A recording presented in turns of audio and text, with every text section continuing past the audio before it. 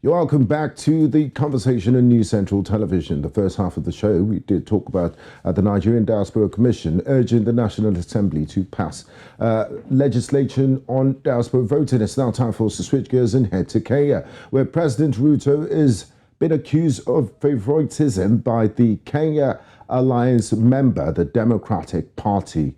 There are signs of cracks emerging in Kenyan President William Ruto's Kenya Kwanza coalition, with affiliate parties accusing the president of sidelining them in his appointments. The Secretary General of the Democratic Party, Jacob Ali Haji, said on Sunday that the parties that form the ruling coalition have observed that the president is only focused on the UDA alliance members, the United Democratic Alliance, when making appointments, leaving others hanging.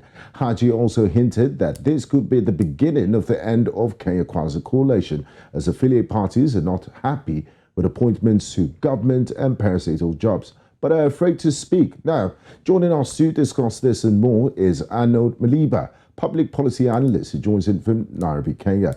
A warm welcome to you, Arnold, and thanks for joining us in the conversation. Thank you very much, Rudy. Now, Arnold, what do you make of the Democratic Party Secretary General Jacob Ali Haji's comments on President Ruto's appointments? Are they legitimate concerns? And what type of appointments is he referring to? Well, I think Jacob's sentiments are cut across about a dozen political parties that formed the Kenya Kwanza Alliance, or Kenya First Alliance, that is the team that was put together by the current president. And quite a number of political parties and political actors who do not belong to the president's party, which is the UDA, the United Democratic Party, largely in the back ends actually are speaking about it. Though at this particular moment, they are not very, very bold. They are not coming out as Jacob has done. But then probably to put that in context, it's also important to underscore the contribution each party did in this particular election. In that you realize that for President William Ruto's victory, his United Democratic Party literally did the heavy lifting with over 90% of all the seats delivered, including his own, was largely done under his yellow and green party, the UDA party. The Democratic Party, the DP party that we are talking about at the moment, Jacob's party was founded by Kenya's third president, that is the late Mwai Kibaki. And in this particular election, out of a possible 500 parliament membership, those are the two houses of both the National Assembly and the Senate. The Democratic Party only has got one member of one MP or member of parliament in the National Assembly, and of course a women rep or a representative of women in parliament who sits also in the National Assembly, and they have got 3 civic leaders.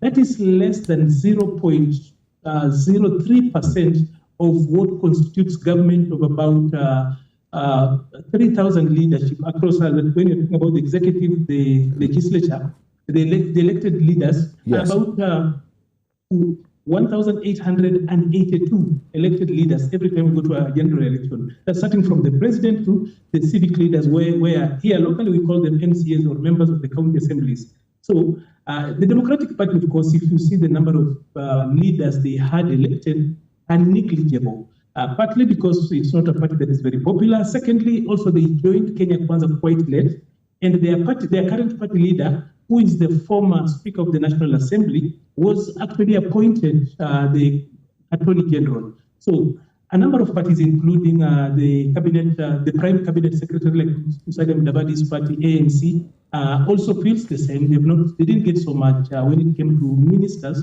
Locally, we call them cabinet secretaries. They didn't get so much. And then, of course, principal secretaries, which is, before you call them permanent secretaries, and then now parastatal heads and members of parastatal boards. So as those seats go about, you realize that a number of people who are being elected, and for the role they played in William Ruto's election, are largely from UDA. So now, I'm glad you put everything in context. So, I mean, Jacob should understand how politics works. And like you said, the UDA did a lot of heavy lifting. Now, Kenya Kwanza Alliance has 3 founding members, like you said, the UDA, Amani National Congress, and Ford Kenya. Over 10 parties also signed a deal to be part of the alliance. So how does President Ruto's, how does he keep the coalition partners happy? And also, should appointments be made on, a quid pro quo basis? You did this for me, therefore you get this, or should it be on competence? How do you balance this out? Political appointments, at least in this particular part of the world, are largely a delicate balance between quid pro quo, and then of course there's the place of competence.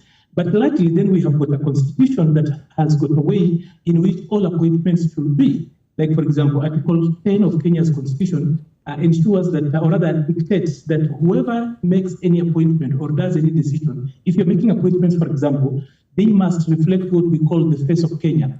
Then the face of Kenya here is about the over 52 tribes that we have, the ethnic groups that we have, cutting across the demographics. You have got youth, you have got women, you have got persons with a disability. In our case, we have got minorities and sometimes the groups that we call marginalized. All-inclusive. It will be all-inclusive. It will reflect so many aspects, and that becomes very, very delicate, especially for those that make decisions. Something else that you need to note is that when a new president in our country comes to office, the maximum jobs that will fall vacant are about 3,000. And you realize that the people that play a role in an election, and I'm talking about significant roles, run into over 10,000. All those people are going to make noise as you move on. And as the elections are actually, or rather as appointments are made, some of those positions are not up for grabs. For example, the civil service is continuous because the state is perpetual. And therefore, you're not going to sack and send people at home just to ensure that the people who campaign for you get jobs. Some of them do not even have requisite qualifications. The president, for example, tried to come up with a new position called the Cabinet Administrative Secretaries, because in Kenya, the Constitution 2010 did away with assistant ministers. So we only have got a minister, whom we call the Cabinet Secretary. The former president tried to come up with a seat that looks like it's a deputy minister or an assistant minister. It was challenged in court. The current president also has tried to come up with that, including following up the law. But the court stopped that particular process, and therefore he has got so many people who played significant role, but he doesn't know where to deploy them. So that, of course, is causing discontent and, of course, disquiet, but then that's just the nature of politics. For Kenya Kwanza, when he says that that's the beginning of the end of Kenya Kwanza, I do not think that is a threat that is a valid one, especially from DP, because you look at the numbers they brought in. They have got less than 7 members who are elected out of a possible 1,882. So they are quite a minor player. Jacob said all the coalition members are afraid to talk. And what other avenues are available to those that are not happy to show their displeasure? Because elections are in 5 years' time. So what do they do in the meantime? Well, they can always go back to doing what they've done in the past, but of course, they have got legitimate expectations that if we were part and parcel of the party, when I talk about the party, I'm talking about the group that then won the election, of course, their legitimate expectation is that they should be considered at least for some seats. I know the seats that are left now are quite, let me say, less glamorous or less illustrious, because other than appointing ambassadors and the heads of missions across the world, then there's not so much other than parastatal board members and probably directors here and there. Those are not so many seats again, because they are not considered lucrative because there's not so much money out of it. So the president, of course, is in a very difficult position. He has to unite the country. He has to adhere to the constitution. He has to please his partners. He also has to ensure that his appointments also must reflect what he's looking forward to, and that is the election in 2027. We said that his cabinet, for example, was not so much of a cabinet about rewarding his the people who helped him win elections. Yes. But he did a cabinet that will help him win the election in 2027. He's very futuristic. Now, Arnold, I'm glad you're talking of the subject of President William Ruto, and we're fast running out of time. But it will be injustice to have you on the program without getting your assessment of President Ruto's first 100 days in office. If you can, in less than a minute, I would appreciate. I think a lot of politicians do campaign in poetry, and then, of course, when it comes to governing, they do so in prose. And that has largely defined what President William Ruto did, at least when he promised, the few things he promised to deliver in 100 days. Out of 10, I would give him 4, because a lot of it did not happen because he forgot that we have got a way of how we put government in place. William Ruto's government is not even firmly in place because cabinet secretaries who are appointed, of course, much longer.